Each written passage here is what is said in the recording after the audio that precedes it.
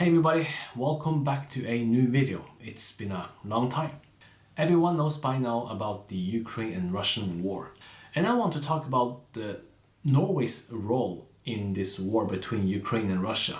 Now Norway is part of NATO, which is one of the biggest military alliance in the world. The current NATO secretary is Jens Stoltenberg. He is also the former Prime Minister of Norway.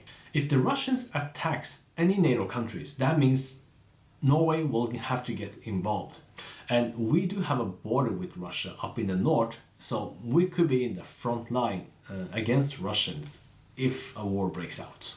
Up in the north with the border with Russians, called Kirkenes, a little town, not a lot of people, but about 10% of the population are ethnically Russians. So you will see a lot of the street signs being in both Russian and Norwegian. All the sanctions thus affect the community in both small and big ways. We do have a big fish industry and trade with Russia up in the border, and so far the fish industry have not yet been affected by the sanctions, but it can happen in the near future.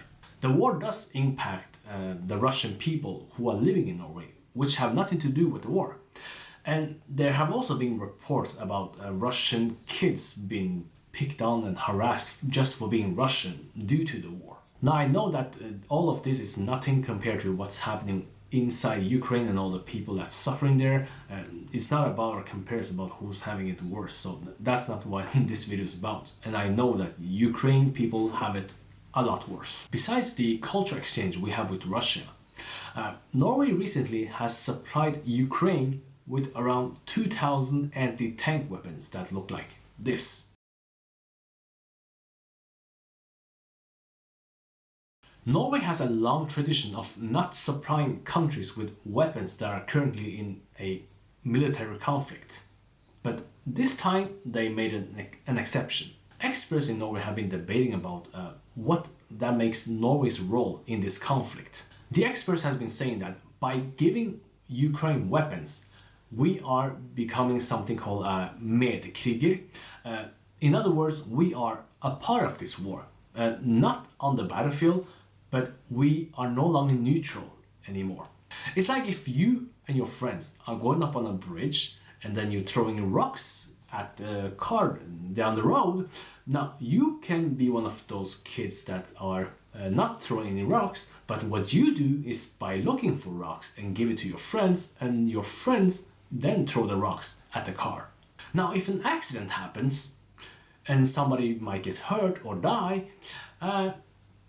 I don't think you're gonna convince anybody that you are innocent. I mean, hey, I didn't throw any rocks. I was just, giving rocks to my friends so they would, do all the throwing. I had nothing to do with it. But by supplying Ukraine weapons, does that mean Russia consider Norway an enemy now?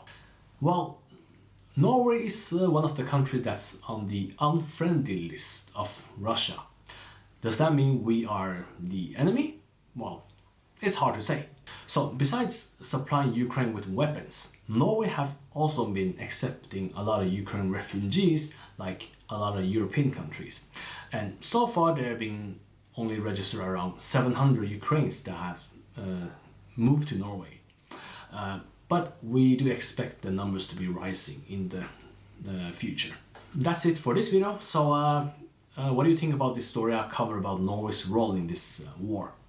Leave a like, leave a comment, and thank you all for watching. See you next time.